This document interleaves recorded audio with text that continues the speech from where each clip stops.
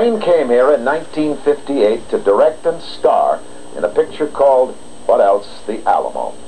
He left the town an unforgettable memorial, the replica of the Alamo he built for the movie, and an unforgettable experience, working with John Wayne. Happy Sheehan is one of those who worked with him. The town and the people all love John Wayne. It was a great show and a good thing for Bracketville, you know, and we've been here ever since. My memories of John Wayne go back many years of when he was a real young fellow in filming, and then I had the pleasure of meeting him personally when they were filming the Alamo here in Bracketville, Texas. I found that his image in person when I met him had not let me down when I was just a young boy. I remember when my daughter was in an accident, not only did he come to see her in the hospital and have to drive 120 miles one way, and then that's 240, and shoot day and night, but he'd also have prayer service. He'd have a moments of prayer. He would, and he would call, and he would send telegrams. He did that for her, but I know he did it for other people too. A whole town thanking John Wayne. Well, that's a big thing. But just plain people who feel beholden to him, well, maybe that's even bigger.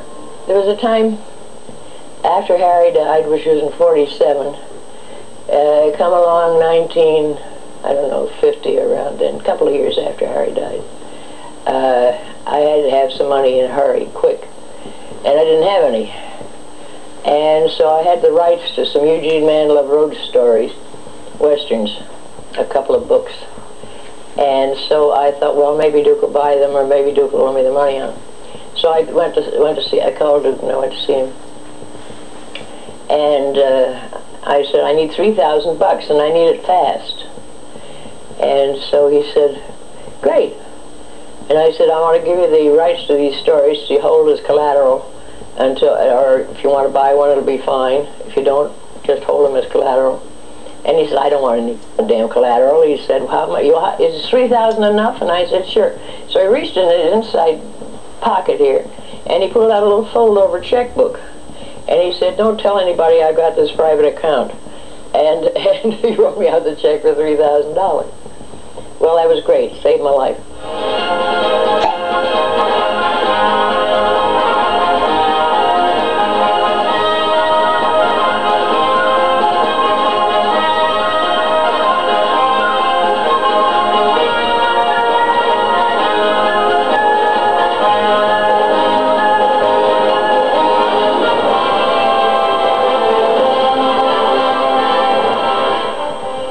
Gilbert manages the cattle feedlot in Arizona, where Wayne raised registered Herefords at his 26-bar ranch.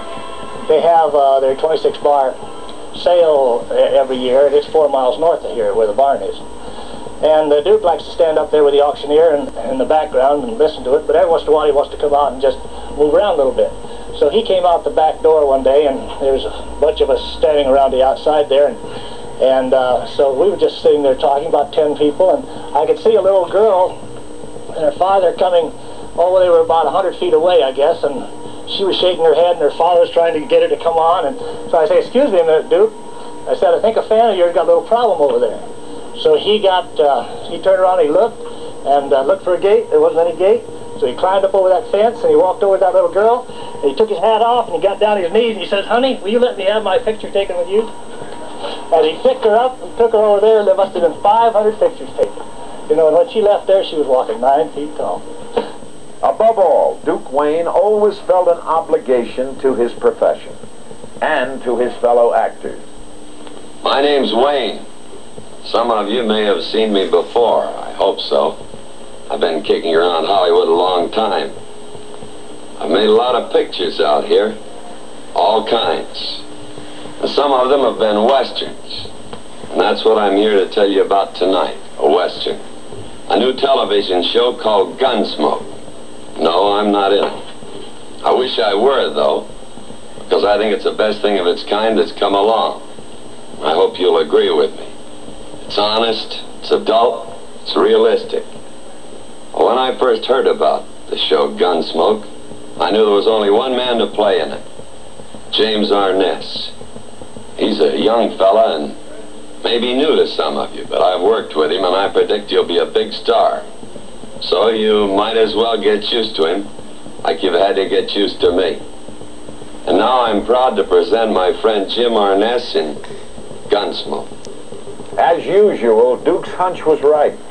Gunsmoke ran for the next 20 years.